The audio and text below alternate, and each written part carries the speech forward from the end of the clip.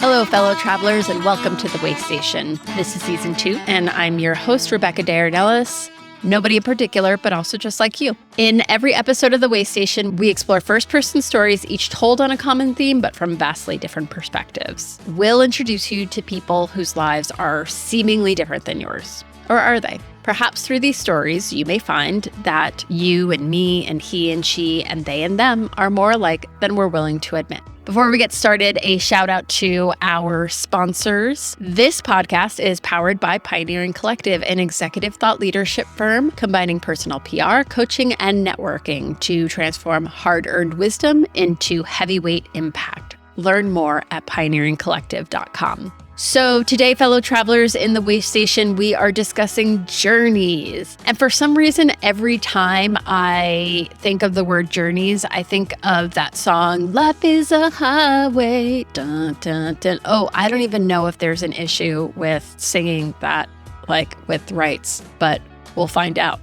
Anyway, journeys are a part of every life, and oftentimes we think of them as a means to an end. Like, this path and this road are going to lead me to that thing that I want to achieve. And very much like that quote, I believe, even though it's been hard for me to practice, that it's about the journey, not about the destination. If we're so focused on the results, so focused on where we want to be, then we miss out on all of the experiences that life has for us in between points A and B. And we talk a bit in this episode about how to remind ourselves about those moments in between, and also about how in our lives, sometimes when things get hard, we get out of the moment and we just sort of flee from reality, which is totally understandable. But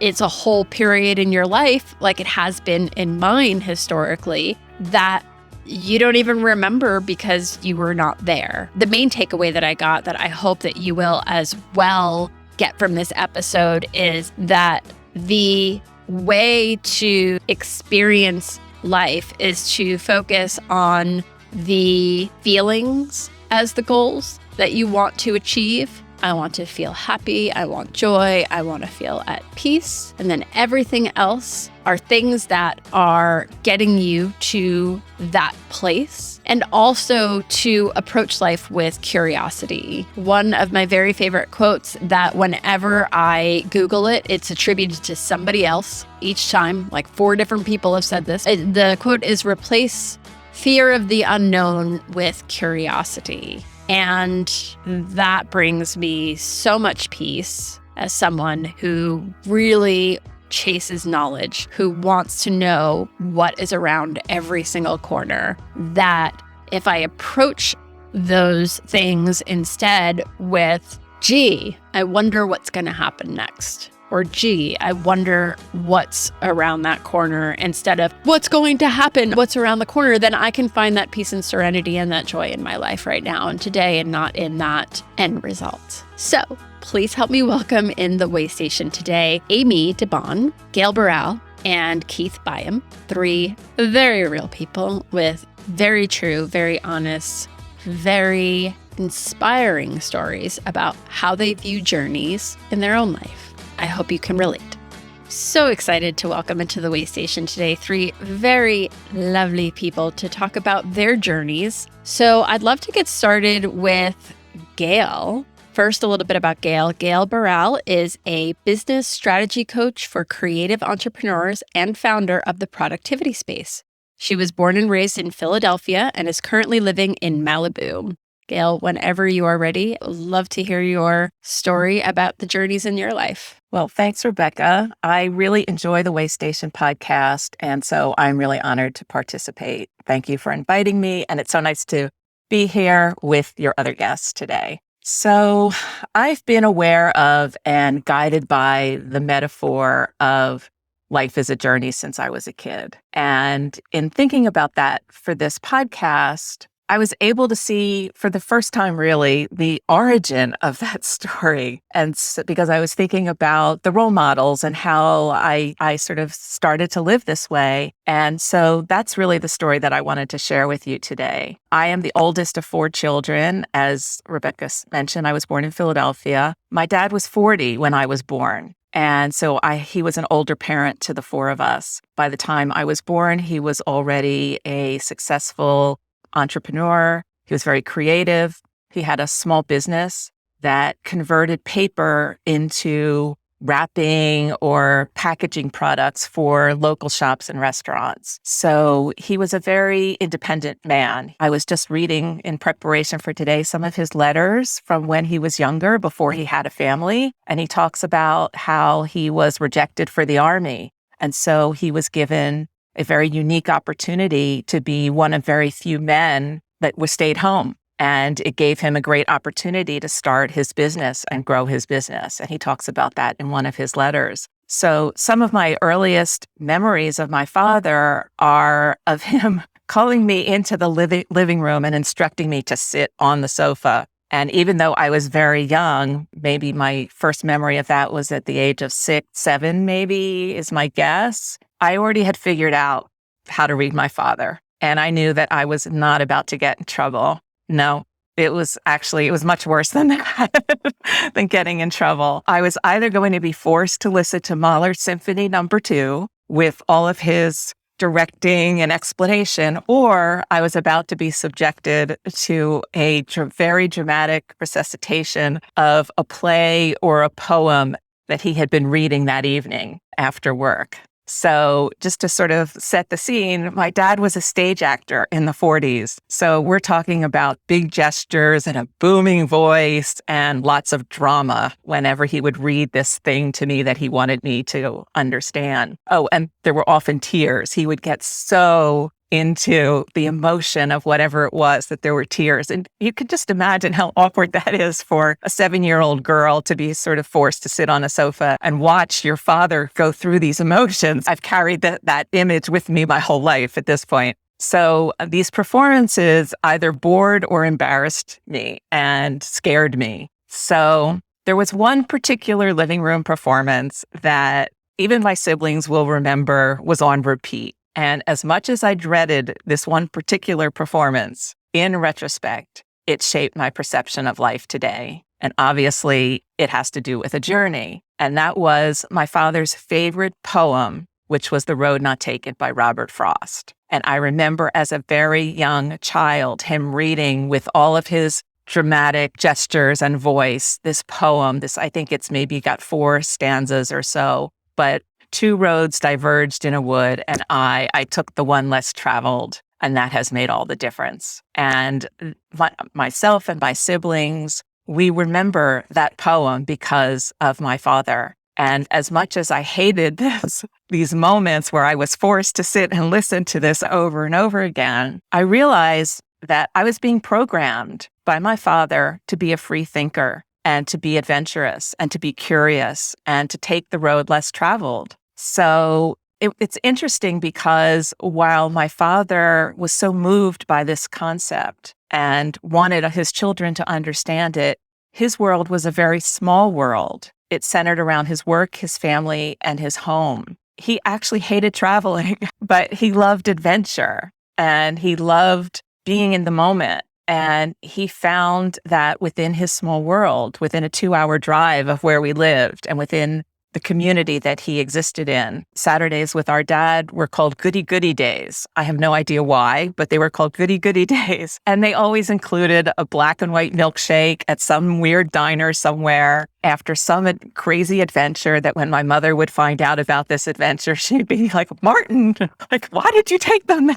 Or you were gone all day, it's dark out or whatever. But that was how it manifested for him. He was always just seeking adventure beyond the usual. And that has manifested in my life in small but significant ways. And I think it helped attune me to my inner radar. And so I rarely did anything, even as a child, that I was told to do, unless I felt it, unless I felt inspired by it, unless I felt passionate about it, unless I was curious about it more than anything. I just didn't understand people that followed a prescription, even though I was brought up in the 60s and that was the way we lived. And the prescription for a girl my age was, if you go to college, you become a teacher or a secretary or something like that. And then you get married, you become a wife and you have children. And that was never for one moment my dream. And I was thinking about and preparing for this today,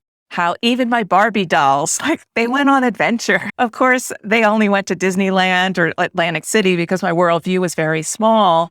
But I had a major shift in my reality when a teacher of mine in the 3rd grade spent the summer in Japan. And she came back with all these trinkets and clothes, kimonos, and stories of Japan and the food in Japan. And she taught us a song that I remember to this day. I remember the words. And that sparked a curiosity for me about other cultures and religions and created the first fork in my road, I really remember. And that I think created this path that I chose for the rest of my life to be curious and to be a world traveler. So the idea of a journey started for me so very young that it just feels like it's part of me. And until I was asked to actually talk about this with Rebecca, I didn't realize how young it started and how early it was that I learned to trust my gut and my intuition and to be focused in the moment at every point in my life so that I could ponder the options and ponder the roads and choose the road that felt the best to me and trust the feeling as opposed to the mind, and to look for the possibilities, the choices, the options, and then go into my mind to assess them, to respond to them, but not to be that reactive person. And it has served me well. And I just wanted to share one last story about my father, how he influenced me so much when I was young. But when I turned the age of 40, I became an entrepreneur and I opened my first retail store here in Los Angeles. And by that point in my life, I fully was embracing the idea that every moment had a billion options and opportunities. And I had so many choices of what I could do next. I had traveled all over the world. I had already had about 5 different career reinventions at that point. My identity was shifting constantly every time I switched jobs, every time I switched cities, every time I traveled to some crazy place in the world to find some artisan that was making some amazing, interesting thing. My identity shifted. And so my journey just kept changing and my goals kept changing, but my goals were always centered around finding joy, being joyful, finding happiness. And so when I opened that store, my dad sent me this letter that I wanted to share with you, just to show you how crazy my dad is. He, like I said, he owned a paper converting business, this factory. So when he wanted to write a letter, he would just walk outside of his office and rip a piece of paper off of a roll of paper and then stuff it in a typewriter and write the letter. So this is the letter that my father sent me, and I'm showing it's for people that can't see it. It's a ragged piece of paper that is bright neon orange, folded in about 4 places. And you could see he shoved it in the typewriter and sent me this letter. And I just wanted to read and share with you this letter because at this point I was becoming an entrepreneur at the age of 40. And so he sent me this letter. He said, "How is your business venture going? As you have probably found out long ago," and I think he was meaning through watching and observing him,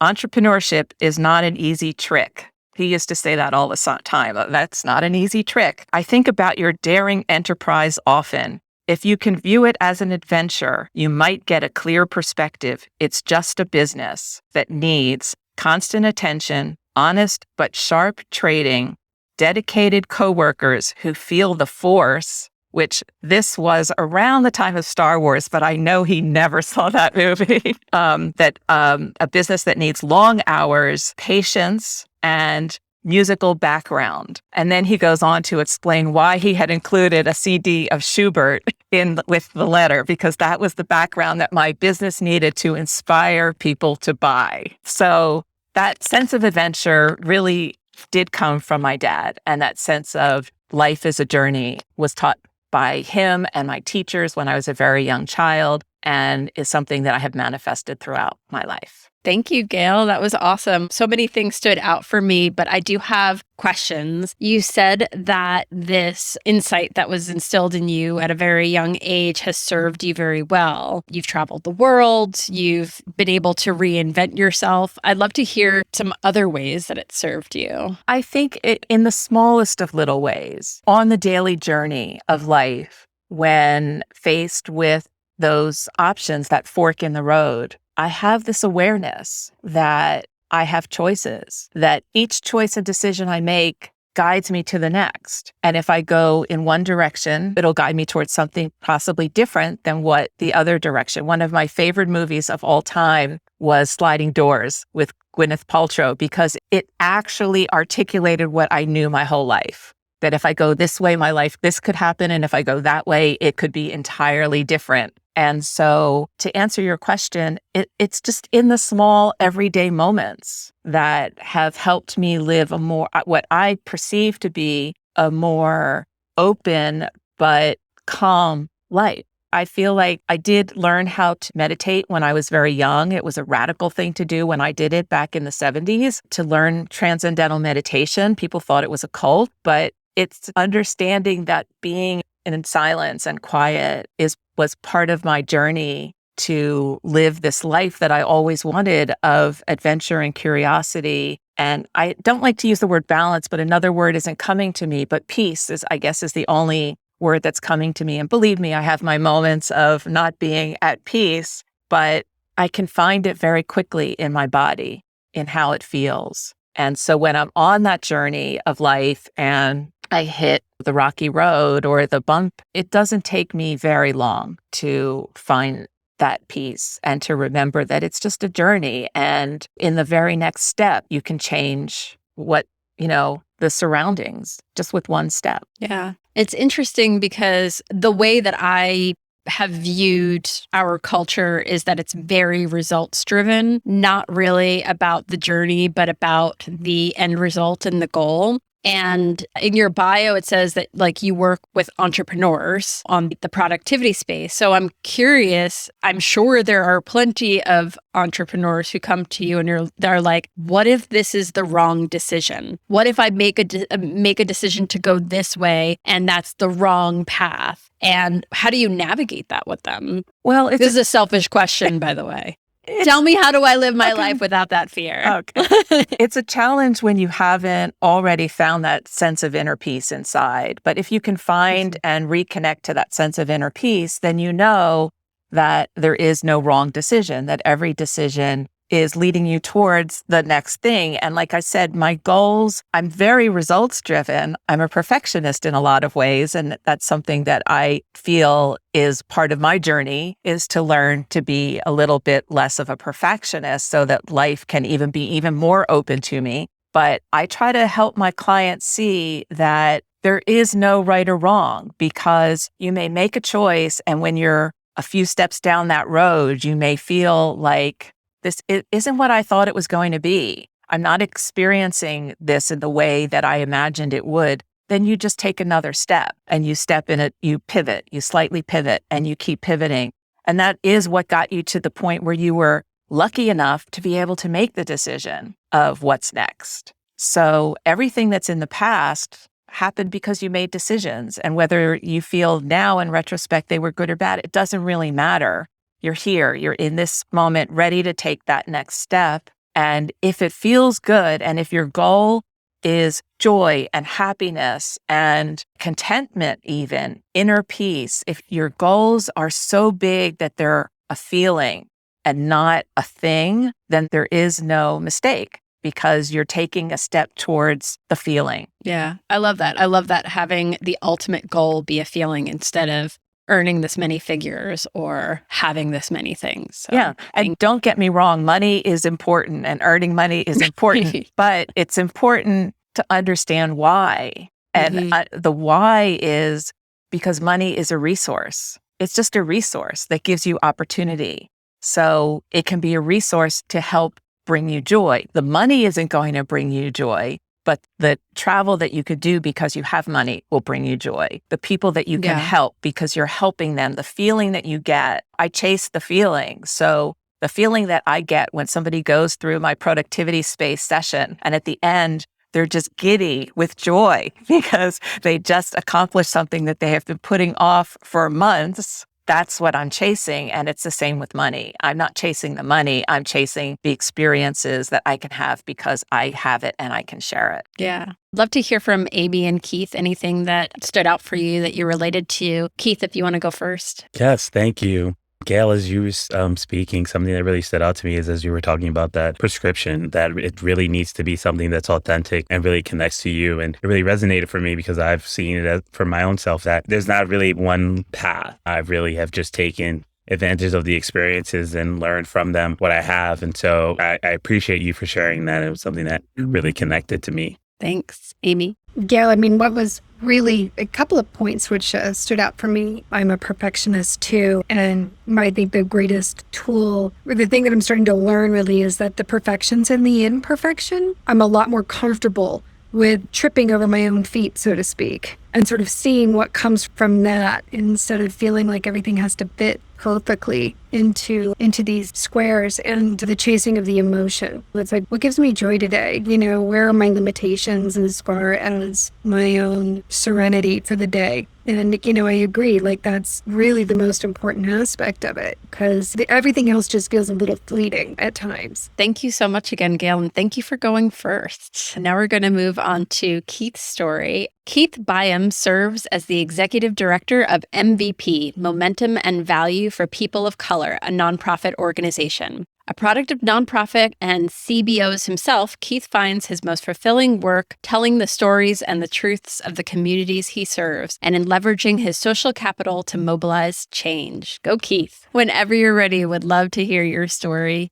about the journeys in your life. Thank you, Rebecca. And I'm again honored to be here in this virtual space and get to learn from both Amy and Gail. I already have plenty of notes, Gail, so thank you. As I was hearing your story and also just hearing some of the conversation, a lot of the themes that came up that was shared also was coming up in my story as I was reflecting, especially for this session on journeys. And I think there was a comment that came up around chasing the emotion that you were talking about, Gail, and that really resonated with me because growing up, I was a Lego kid. And so whenever I had the chance to build and get Legos, that was always my thing. And so much so that when I was around like 4 or 5 years old, my mom, she would still try to give me the really big blocks because she didn't want me to choke on things. She's a great parent. I love her. However, like I needed the smaller blocks that allow for me to manipulate and do more with them. And it was because I would get the chance to get those small blocks. She trusted me. She looked at me for a little bit to make sure I was okay. And then I can do my thing. And I would do that for hours. And that was one of my favorite like activities growing up because I would be able to create entire worlds, entire just like settings, adventures, building different structures, building different buildings and just coming up with an entire story for it. And that was free play really for me. There was no end script, really. There was no ending to it. It was just continue on until I had to do something else or I got in trouble, whichever came first. And it really allowed for me to just be creative in that setting. Now, I'm no architect, but I still do enjoy Legos. And as I think back to it, as I shared, I definitely enjoyed it a lot because it allowed for me to just do what I wanted, whatever I was thinking, bring it into my building. And thinking to it now, it really connects to the journey in that I can just go about things and go whatever avenue. Maybe I think I want to create a different wing on this side of the building. And then I'm going to do that and then see and continue on the building it from there. I feel that that was a lot of what I needed when I was a younger kid, but I didn't have a lot of that growing up. And what I mean by that from a career perspective, a lot of how I looked at situations or the jobs that I had was, okay, how do I get to the next job or the next experience? What's going to come up next? And I really wasn't taking advantage of what was coming up in that present moment. I wasn't really being in the moment. And so I could say that now as someone that I would say I probably really clicked in around acknowledging and owning the journey or honoring the journey more, probably the last 3 or 4 years. I would put it that it really hit home for me because growing up, it was the destination that was preached, but it was preached indirectly. There was a lot of examples of seeing successful people and seeing that I wanted to be in their seats, in their shoes, but not asking the question of how they got there. What was the failures along the way? Who were the people that brought them along the way? And so I know I have that language now. I have that in my vocabulary now of asking those questions. The failures, I want to know about that more than what you're doing, because I'm going to learn so much from that. However, I didn't have that earlier in my career. I didn't have that growing up. And so when I saw successful people, when I saw someone who was a lawyer, which I wanted to be a lawyer at one point, that's a whole nother story. But when I would see folks that were in jobs or roles that I wanted to be a part of or be in, I just saw it as, okay, I'm going to get there, but not how can I get there? Not what is some of the different steps that I should take. And so it took some time for me to learn that, because to a degree, I had 2 shoulder angels. I had one shoulder angel that was a successful job, who was a good example, a good role model. And it was like, okay, take that path. Then I had another shoulder angel that was, okay, you need to only stay with positive influences and make sure that you go the straight and narrow path. However, while both of these were telling me be successful and do the right thing, none of them was telling me to just take advantage of the opportunities and sit in the moment. And so it was a lot of chasing throughout the early parts of my career, a lot of job hopping. I didn't have language for it. I was like, all right, why am I moving around from job to job? I liked the work that I was doing in all of the jobs that I had. I've been working in youth development and working with youth for about 10 years. And so it really brings a lot of fulfillment for me. However, I always felt that there was more that I could be doing or more that I wanted to do. I was so curious about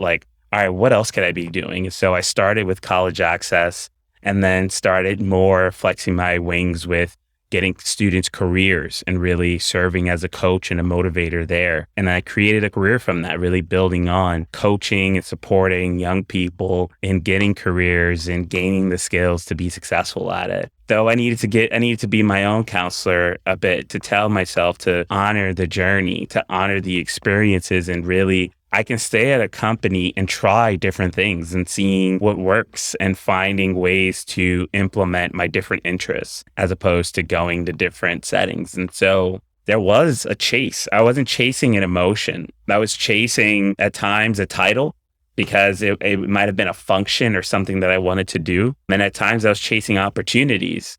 And I look at it now, I can say it now that they still were decisions that I made. They still were paths that I took. And there could have been a lot of power had I stayed at certain opportunities or took more advantage of what was happening in that moment. However, it has gotten me to a place that I've seen different settings. I've been at different organizations. I've seen some things that have worked, things that haven't worked, and also things that I really like. And so I am very fortunate now in being in many different organizations, being a part of different clubs and interacting with so many different people that in itself has really been my journey. That has influenced my past and how I see problems or interact with folks or even lend to my perspective in life now. And so as I've been going through life and having new experiences the past 2 to 3 years, especially during the pandemic, I have been able to sit more in the moment and really just take advantage of what's showing up and reflecting. Now, granted, I go back to my old ways of chasing and wanting the answer in the moment or wanting to make sure that I can just solve the problem. So I go back to my old ways. However, I'm sitting more in this reflective mind state where I'm able to just take advantage of the moment and the experiences that are coming up. And that has really lend itself to the role that I'm doing now as executive director at MVP, Momentum and Value for People of Color, leading an organization that is really emphasizing the importance of mentorship for young people of color. It forces you to also think about how you look at mentorship and utilize it. And I think something that I've been very grateful for is one of my mentors recently posed this question and statement to me where he says, where do you see that you can continue to develop in this new role? And when he first asked me it, I struggled. I was like, how does development look like when you're in this leadership position? He says, there is still so much that you can learn. your learning is just going to look different, but you'll never stop learning, and there's never going to stop being challenges that you're going to be able to gain experiences from. And that really stuck with me, because here I was to a degree saying, okay, like, what is growth going to look like for me? But there's so much that I can be growing and learning from. However, the emphasis that I was putting on again was that there was almost a timeline, or things stopped, or that I was there. But really and truly, especially in this new role, I'm beyond excited that there's so many opportunities for me to learn new skills. I'm not a communications person. I don't know anything about a communication strategy. But in a startup nonprofit, you guarantee that's going to be one of the jobs as executive director. And so that is to kind of what Gail was mentioning earlier, that fuel or that excitement. And really, I chase the feeling of, what's something new that I can learn? How can I use this role as not only giving back and impacting the youth and supporting the organization, but what can I gain? And that is a lot of the learning that I'm experiencing now. And so I don't have all of the answers when it comes to the journey. I'm still riding through the journey and learning along the way. But what has been made clear is that the emphasis is definitely on the journey, not the destination. And it's good to keep moving that post, that flag post that is your goal or the destination, continually moving it. My friends, my peers, they challenged me to move it as well. Sometimes I move their flags. And I think it's that motivation and collaboration that not only is like, I'm grateful from my peers, but I'm excited with this role and the work that I've been doing. So it's all in the journey. Thanks so much, Keith. For both of you, I'm like writing so many notes here. It's going to need a new book for Amy. Keith, I love so much of what you said. And I'm actually curious, again, because you're kind of in this role of service. You have a group of mentees that you work with. Yes. And they're all college age level, right? So I would assume that they're all coming in there being like, this is what I want to be. This is what I want to do. This is, by this age, this is when I want to do it. This is Rebecca in her like early 20s. So how do you express this idea of focusing on the journey to them? Yeah, that's a great question. So I'm one of those folks that I like to be thoughtful when I'm sharing stuff about myself, because the student is not me and I'm not the student. And so what I do share with the student is that I went to St. John's University undergrad and I studied sport management. And for my master's, I went to Alfred University and I studied education, school counseling. And so I then, after telling them that, I then say, I'm not doing that work now. And none of the work that I do is really connected to that. However, it has really lend itself to how I view problems, how I see the world. It's really added to my perspective. And so there's not a recipe of what an executive director looks like. There's not a recipe of what folks look like in the nonprofit sector. And so the same thing applies unless you're really trying to be like a lawyer or a doctor. And I say even a lawyer, you could get creative with that. But that students really need to take advantage of the different experiences and just go about exploring their interests and their values. If you explore those two avenues of the things you value and the things you're interested about, you'll learn more about what you actually want to do. And it's okay to try different things along the way. Snoop Dogg does it. Yeah, for sure. For sure. That needs to be like on a t-shirt. Snoop Dogg does it. Yeah, right. And I also really love that you brought up this idea of, so like what I heard was this difference between chasing knowledge, knowing like where you're going to be, when you're going to be there, and having this idea of how it's supposed to go, versus chasing learning and the experience of learning. I think that, it's a personal belief of mine that once you stop learning, like you essentially are no longer living. And I do think, though, that we have this idea that there's going to be some point in our lives where we've just made it. You're executive director. I'm here. Like, what else is there to do? And you got plenty of life to live still. So got to accept being a beginner, right? So I'd love to hear from Amy and Gail. Anything that stood out for you, Amy, if you want to go first. I loved the imagery of the Legos. And when I tell my story, I'll talk to you. I'm very favorable to tiny little pieces as well. Like that whole experience with Legos is a journey within itself. I mean, that's just the total play of exploration. What really stood out for me too is I agree with you, this idea of moving the flagpole, the goal, how it shifts and it changes and you move it forward and more things come in. And it's almost like this imagery. This is the imagery I have. So what of the Monty Python and the Holy Grail, right? So in that script, apparently in the original script, which never made it into the movie, at the very opening of the script, they're all in the middle of a field and they've all got their backs to each other, right? And then they all walk out in different directions and you hear one of them go, "Found it." So for me, as I take that and I reverse it, right? So you put the flagpole sort of like in the middle of the field, right? And there's like a gazillion different directions on how you can get there. And whether it's the weather or the seasons change or whatever, I mean, the stuff that's going to come in, you're still working on your way of getting to that flagpole and it changes. And I really love the imagery that you provided for that because it's true. It's very true. Thank you for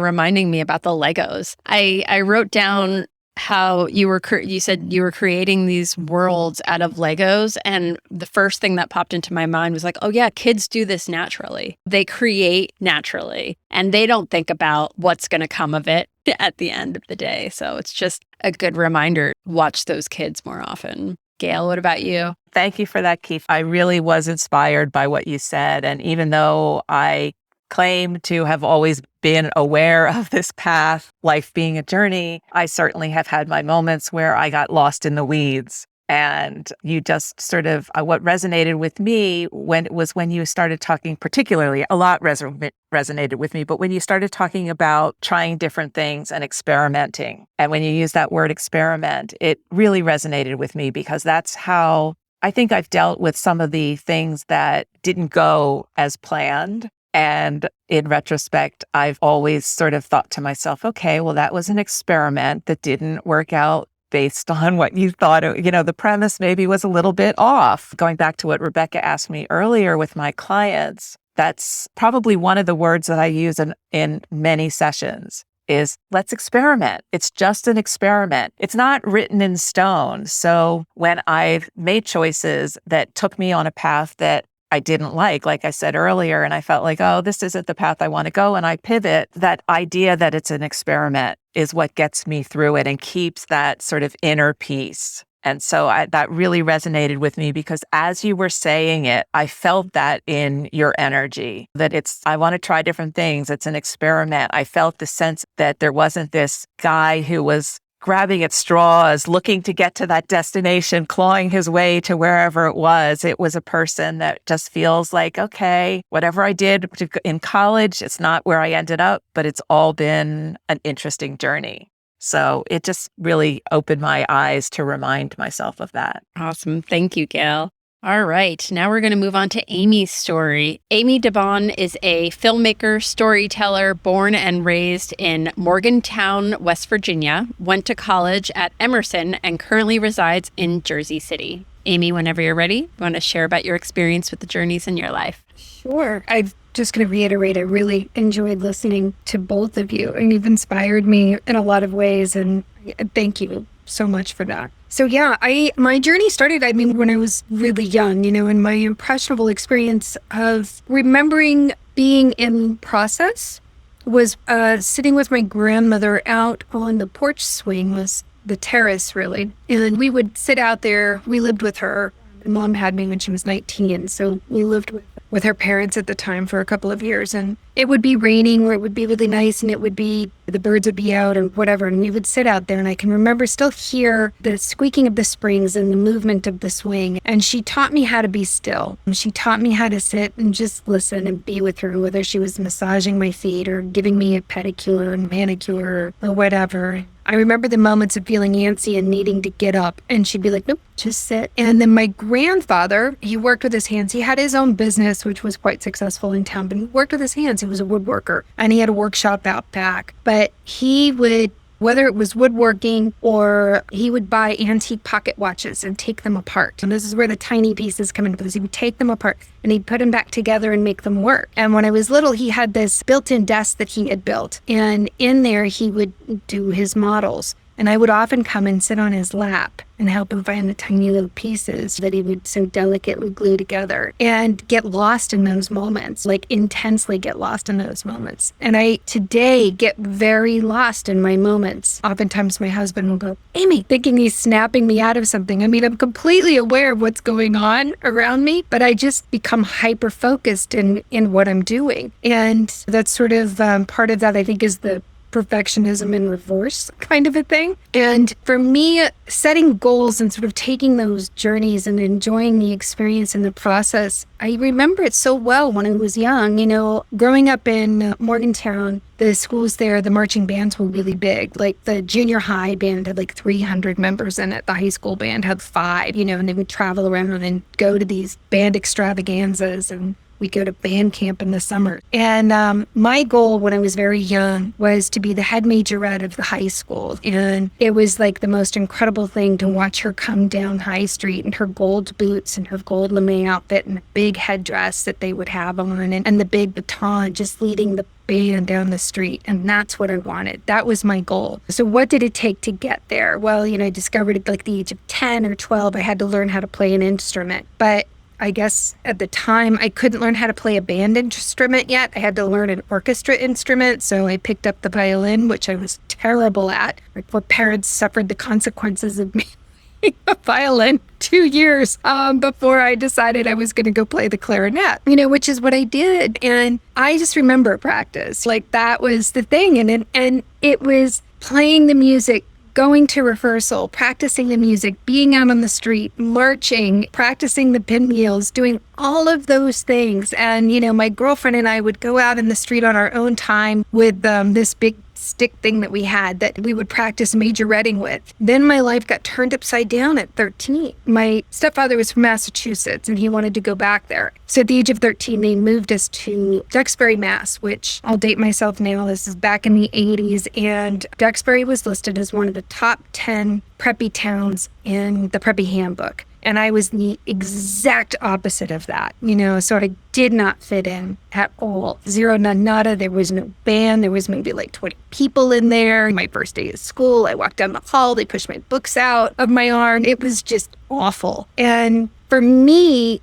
during that time period, I don't remember a whole lot about it. I don't remember being present in the journey of it. All I knew is I wanted out as fast as I possibly could. And I got to college and life changed and I came back into the process. Like I love school. I love learning. I love being in class. I decided to be a filmmaker. So I learned how to direct and write and be a cinematographer. I did not know anything else about movie making, which is a culture shock when you come out of college. You're like, okay, what do I do with the film degree? But again, back in college, making these movies, it was so fun. I just loved being in the process. I loved finding the people to work with me, you know, and the most exciting thing about movie making is it's a series of problem solving. You have a script, and then in order to make that script come to life, every step along the way is problem solving. And Murphy's Law lives in the film industry on steroids. I mean, you can have a plan, but you have to be prepared that it's going to get turned upside down. And that's fine. There's so much excitement in that. There's the good and the bad. You know, there's a lot of personalities that are involved. And I remember my first full-length feature film was Bonfire of the Vanities, and I had the opportunity to work with Brian De Palma. I was brought on and I had to handle first team on that movie, which is the actors. And I remember Brian would come in and he was an introvert. Like he didn't talk. He wasn't social at all. I mean, like literally a true introvert and a little intimidating because he's so big and it's Brian De Palma. So he would show up and every day I would be like, hi, Brian, how are you? You know, whatever's going on up in the rehearsal room, and get in the elevator and go up, and never said a word. He never said a word. He never said a word. And then one day I'm in the elevator with him and he goes, how old are you? I'm like, 22. What's that got to do with anything? And he goes, get out while you can, and gets off the elevator and walks off. And I'm like, get out what?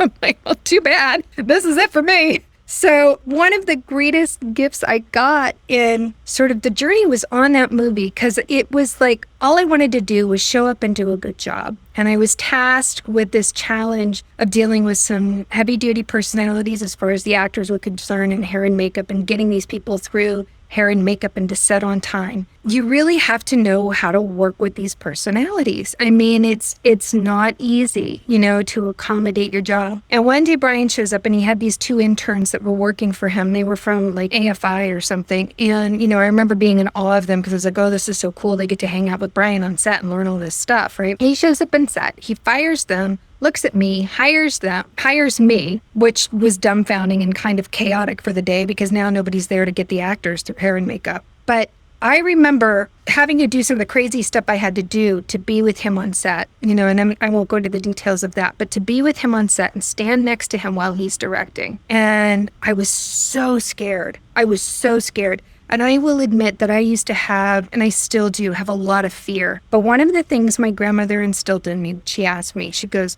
what is the worst thing anybody can say to you? No, that's the worst thing anybody can say to you. And which isn't that big of a deal, really. So I say that every time I get scared to ask a question or to be inquisitive to anyone, I ask myself, what's the worst thing anybody can say to me? No.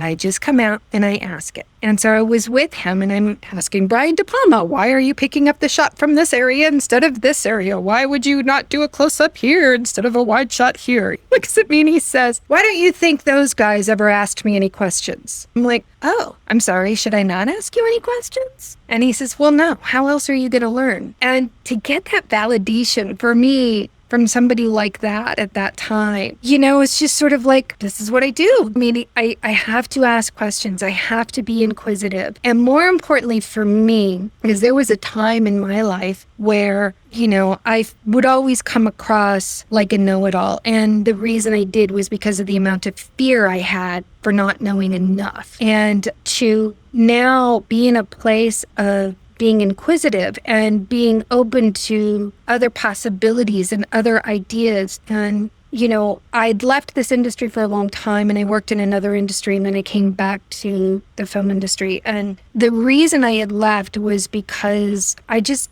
didn't think I was good enough. I didn't think I could find my way on a creative level. And now I'm back into it and I don't feel pigeonholed. And that's just a feeling. And that was just a feeling that I had when I was initially in it and I left it. It was just a feeling. And now I'm taking writing classes. I'm involved in development with a woman who's becoming a very successful director, and we've got a lot of projects that we're working on. And the thing that I really enjoy is that I get a lot of questions through social media or other avenues of people asking things, and I'm happy to answer them. I mean, I am almost moved when somebody comes in and asks me a question. 9 times out of 10, I certainly don't know how to answer it, but I will gladly engage with them because I know what it's like to be on the other side. The last thing that I was going to say is that obviously I never got to become a majorette, which was very disappointing and heartbreaking. And if that major disruption in my life, which did happen at a really bad time, so any parents that are listening out there, don't ever move your child when they're a teenager into another state. But what I will say is that if I hadn't,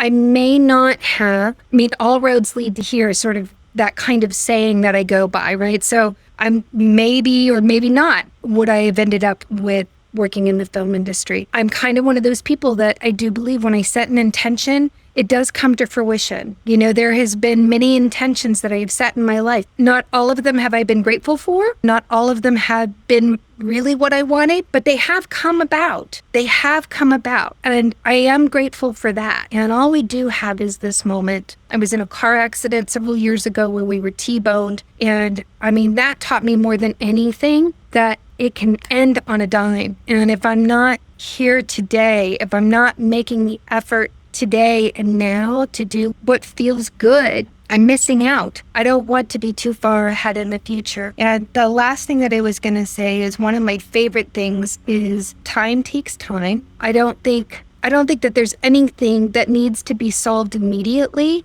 I think everything deserves an opportunity to percolate. And as I said, I think the worst thing anybody can say is no, which ain't that big of a deal. Thanks. Thank you so much, Amy. When you were talking about getting lost in the moment, but then when things get bad, escaping from the moment and not being on the journey. like what happened to you at 13. And that so struck me because I think about my life and how much during difficult periods I just sort of went somewhere. I don't know, that other place. And I genuinely don't have these memories of whole gaps of time because of that. Just, I'm out. I can't do this right now. But then also, like, you can't really fault people for that, depending on, what it is that makes them escape. And what I heard from all three of you was how you just approach life with such curiosity. And that's really what, at the end of the day, this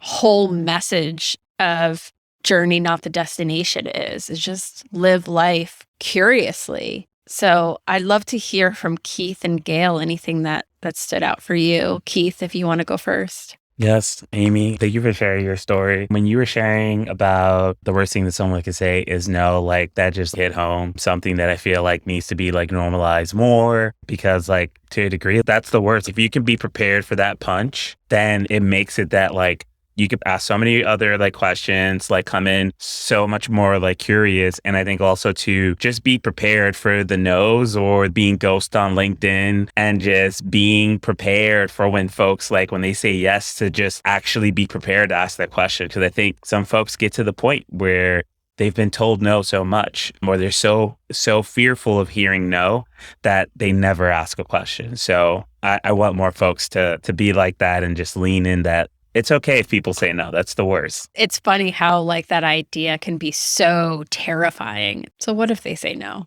But that's embarrassing. Gail, what about you? Anything that resonated for you? Absolutely. Quite a few things. The first question that I wanted to ask, which you did ultimately answer, was, did you become a majorette? That I was just intrigued in the vision of her walking down the street. There's still time, Amy. Yes. There's still time. Absolutely. But I loved that aspiration that you had as a child. I relate to that in many ways. Different. I didn't want to be a majorette, but costumes and clothes did definitely figure in the things that I was interested in. But also, I also sort of attached to the idea of no being not such a difficult thing, and how I had this image as you were speaking of something that I'm working on right now, which is the customer journey for my new clients. And on MailChimp, there's a thing where it says, okay, if they opened your email, which is a yes, you have to do this. And if they didn't open your email, it's a no, and you do this. And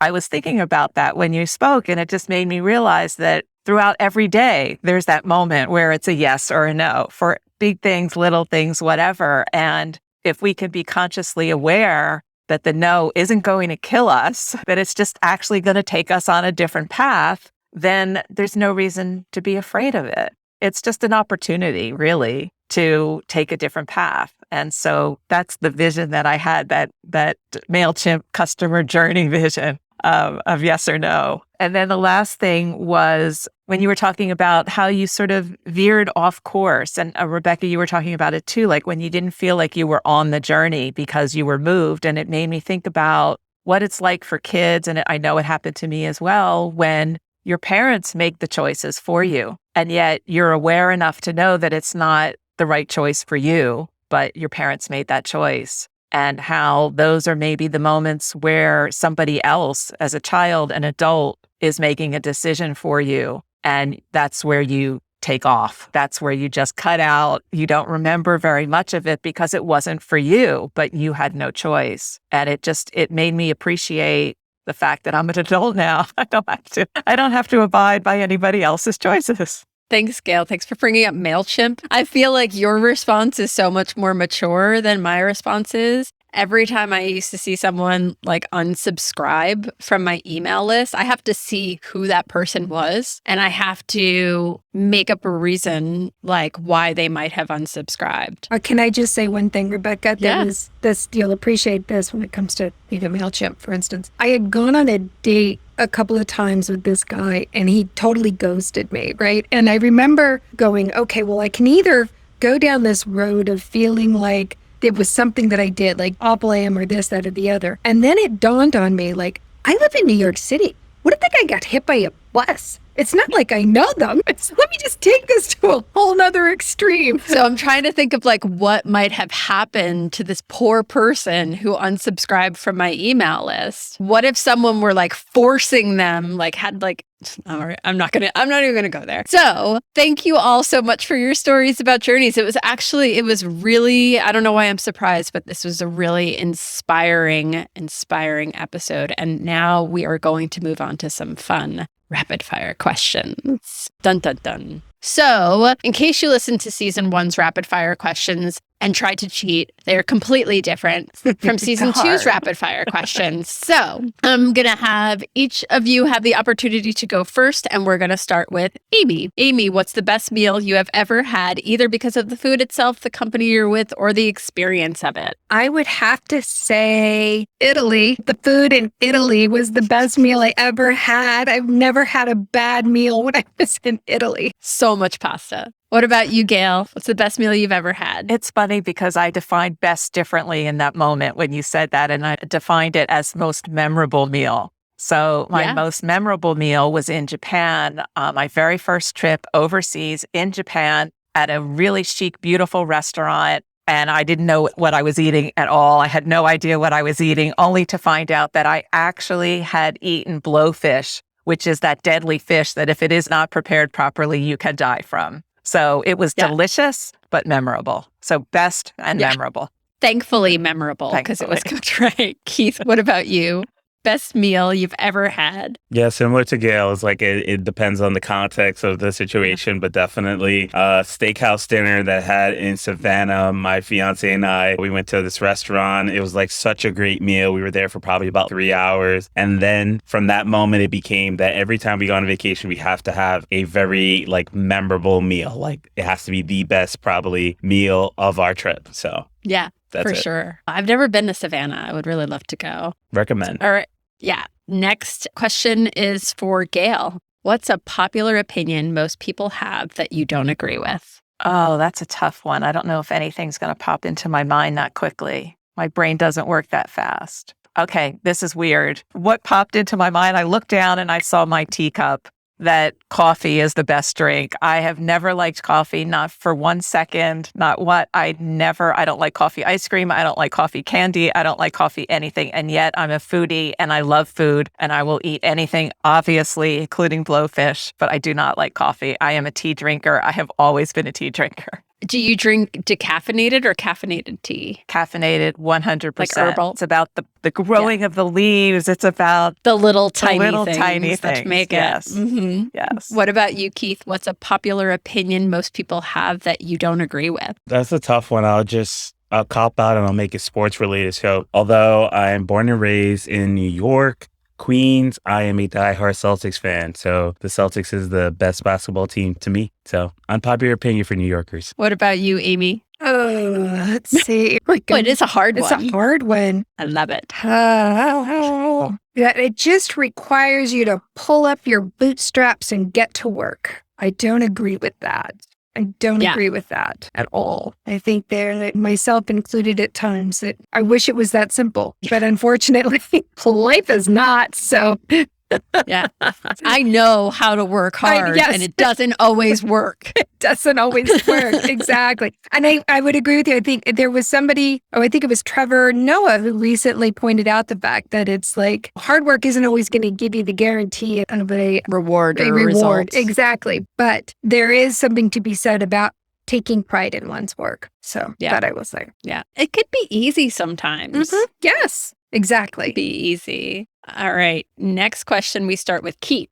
Keith, what piece of art, book, music, movie, etc. had a profound impact on you? That's a good one. So I'm a big Kanye West fan, and I recently watched a documentary on Netflix about some of his work. And I recently got more of a deeper appreciation for his work and just the process of coming out with his first album. And so that was one of my early introductions to hip hop. It came out in 2004. This was one of my first early introductions to hip hop, learning more about the art of music with producers being a part of it. So yeah, I would put that as something that's had a big part of me Kanye West's catalog, but more specifically the College Dropout as an album. Awesome. Amy, what about you? Piece of art, book, TV. Fleetwood Mac's Rumors. I can't even tell you what I remember when it came out. And for me, it's just timeless. And it just takes me back to really sort of appreciating where some of the most incredible art comes from, which, I mean, fortunately or unfortunately, it all comes from this deep level of pain that can be expressed in such incredibly beautiful ways. And it's to see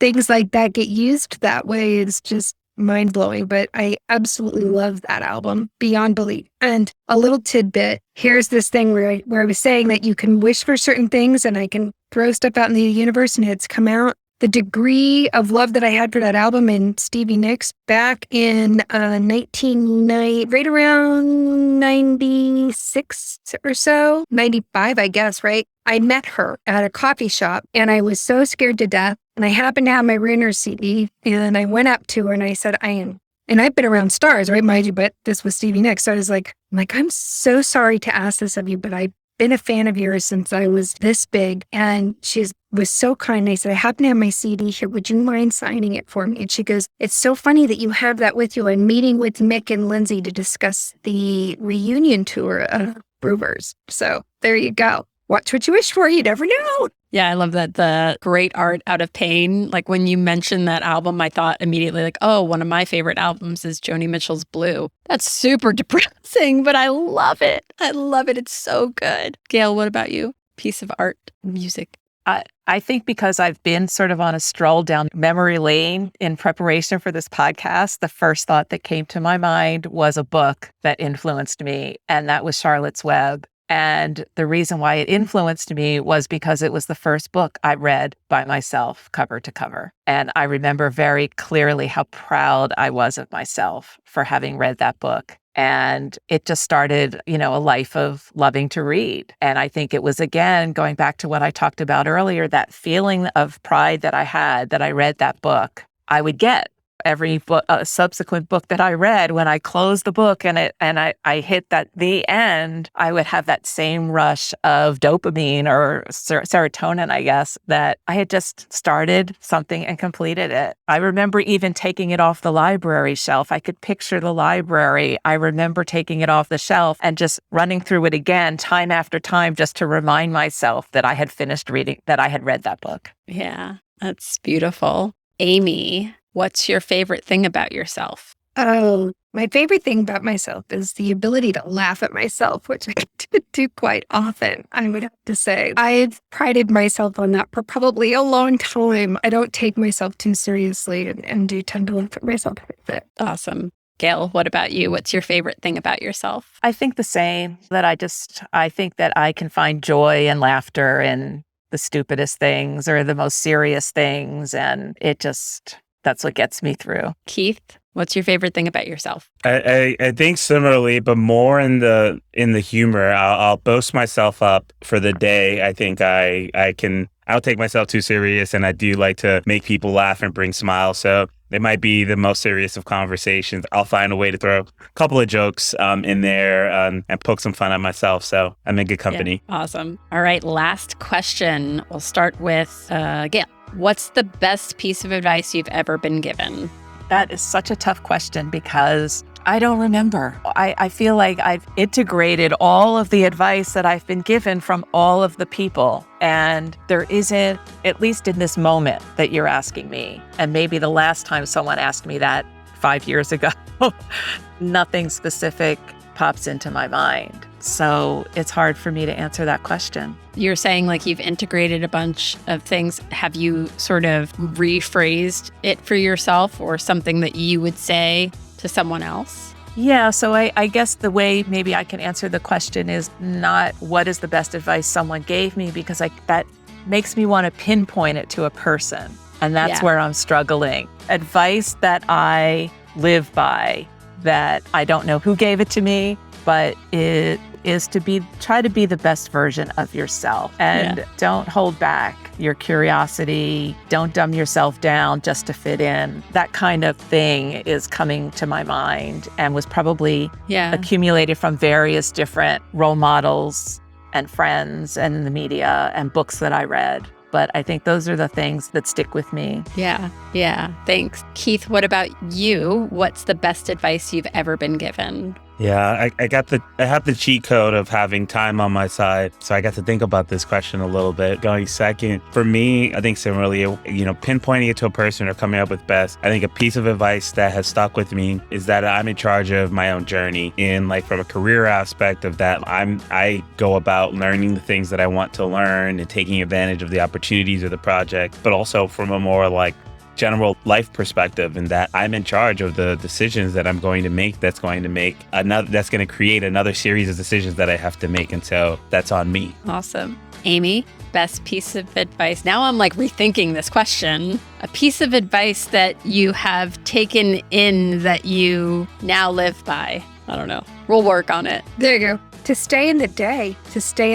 I can definitely, not as much as I used to, but I can definitely get way too far ahead of myself, which will debilitate me. But the best advice that I've been given was plan for tomorrow, but to stay in today. Thank you. And thank you all for being with me today in the Waystation. It's a lot of fun. Like I said earlier, very inspiring, and I know our listeners will be able to relate. So thank you. Thank you, Rebecca. Thank you. Thanks, Rebecca.